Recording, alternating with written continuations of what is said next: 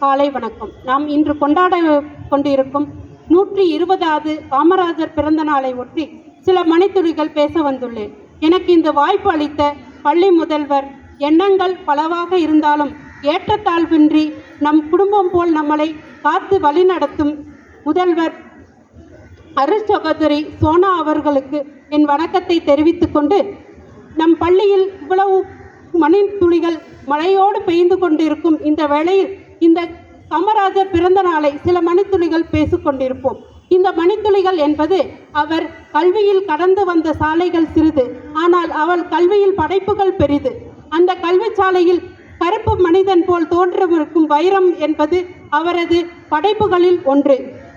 இவர் சாலைகள் பல கட்டியிருந்தாலும் அதில் பள்ளி மாணவர்கள் மணிகள் போல் தன்னை வளர்த்து கொண்டனர். இது மட்டுமின்றி வெள்ளை நிறத்தில் ஆடையுடித்த கருப்பு மனிதர் நீர் கடலிலும் சாதனைகளை விட பெரிது உன் கல்வி சாதனை. பாட்டுடை தலைவன் என்று பலரும் போற்றப்படும் பாரதியை மிஞ்சிய உன் படைப்புகளில் கல்வி சாதனையில் மதிய உணவு, சிறுவர்களுக்கான தேவையான கல்வி கட்டடங்கள் போன்ற பல அற்புதங்களை அமைத்து கொடுத்தாய். அது மட்டுமின்றி முதலமைச்சராக 2 வருடங்கள், அதுவும் மட்டுமின்றி பிரதமராக இரண்டு அமைச்சர்களை உருவாக்கிய மேக்கிங் கிங் ஆஃப் என்னும் பெயரை பெற்றவர். இப்படி பல்வேறு கருத்துக்களை கூறிக்கொண்டே போகலாம். சில கருத்துக்களை ஒரு அரசாங்கத்தின் அரசவில் ஒரு ஆணை ஒன்று வந்தது. அதில் மண்ணாங்கட்டி என்னும் பெயரை கொண்ட ஒருவர் இனிமேல் சட்டமன்ற தொகுதியில் ஒன்று அறிவிக்கப்பட்டது. 5ஆம் வகுப்பு படித்தவருக்கு மட்டுமே அரசு பணி என்று ஒரு ஆணையை அறிவித்தார். அதை மண்ணாங்கட்டி என்பவர் அதை கேட்டு அதிர்ந்து போனார்.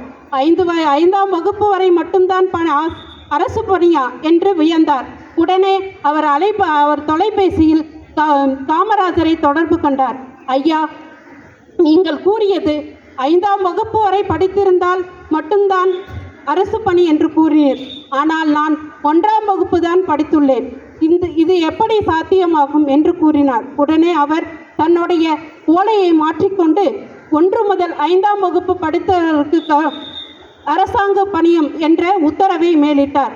இது மாதிரி பல்வேறு அடிச்சறுக்குகளையும் அவர் மாற்றி சாதாரண கடைநிலை ஊழியர்களுக்கும் தன் அரசு பணியை வாங்கி கொடுத்தவர் வள்ளல் என்று கூறலாம். இன்று நாம் இவ்வளவு சுதந்திரமாக கல்வியை பயில்கின்றோம் என்றால் அதற்கு காரணம் அந்த கர்ம வீரர் காமராஜர் மட்டுமே அவருடைய புகழை சேர்ந்தது.